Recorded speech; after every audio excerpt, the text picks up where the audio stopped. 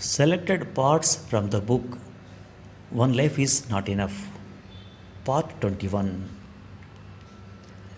The pressure on the government to abolish privy purses was mounting by the late 1960s. At the time of independence, too, Nehru and Sardar Patel had not seen eye to eye on this matter.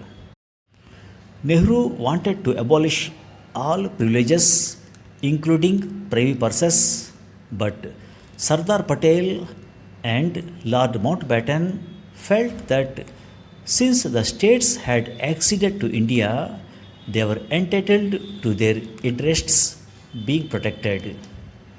It had therefore been decided that the princes would retain their privileges, properties, and privy purses. In 1967, the All India Congress Committee met in Shimla. Chandrasekhar, the leader of the Young Turks, tabled a resolution seeking the abolition of privy purses. The resolution was passed even though only 25 members were present. Prime Minister Indira Gandhi was taken by surprise as she had not been present at the meeting. However, for 3 years, the resolution was not implemented. The matter came up again in Parliament in early 1970. The non-abolition of the privileges and privy purses was attracting continuous criticism and could no longer be ignored. Negotiations were started with the princess and a decision was taken to amend the constitution to abolish the privileges. The rulers were unable to accept this. They established a mechanism called the Concord, an odd assortment of some misguided rulers, including my mother-in-law, the Maharani of Patiala.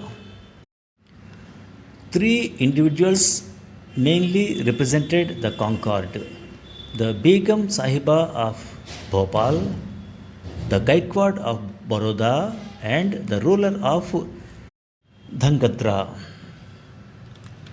The government was under pressure to find a solution. K.C. Pant, Minister of State in the Home Ministry, was nominated to hold discussions with the rulers.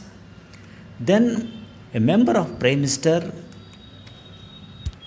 Indira Gandhi's Secretariat, I was asked to represent the Secretariat in these discussions. I personally took a number of princes to meet the Prime Minister. I also kept the Prime Minister informed of the ongoing discussions. Eyebrows were raised when it became known that I was to negotiate and parley with the princess. It was said that in 1948-49, Sardar Patel had negotiated with the princess. That was indeed the case, but 1970 was not 1948. Mrs. Gandhi wished for an amicable settlement.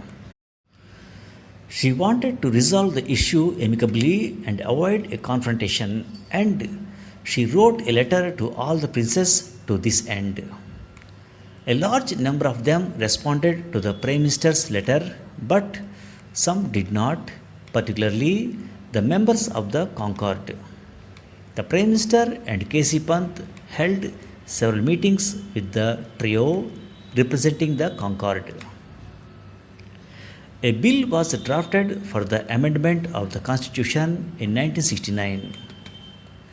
The princes were assured that they would not be put to any financial hardship.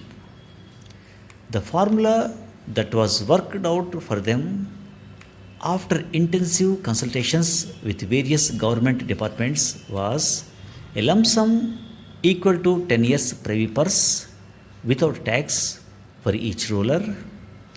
They would also be allowed to keep one palace, fly their own flags, and have red number plates on which they were very keen. It appeared to me that they were more interested in the frills than the substance of what was being offered to them. To my great surprise, pressure was also put on me by three cabinet ministers to persuade my mother in law to leave the Concord. Sardar Saran Singh, Information and Broadcasting Minister K.K. Shah, and Minister of State I.K. Gujral individually asked me to do so. I was very upset. I went to the Parliament House to meet Prime Minister. Indira Gandhi was in the Lok Sabha. I sent her a note saying that I wished to see her urgently. She came out of the house right away. What is bothering you, Natwar?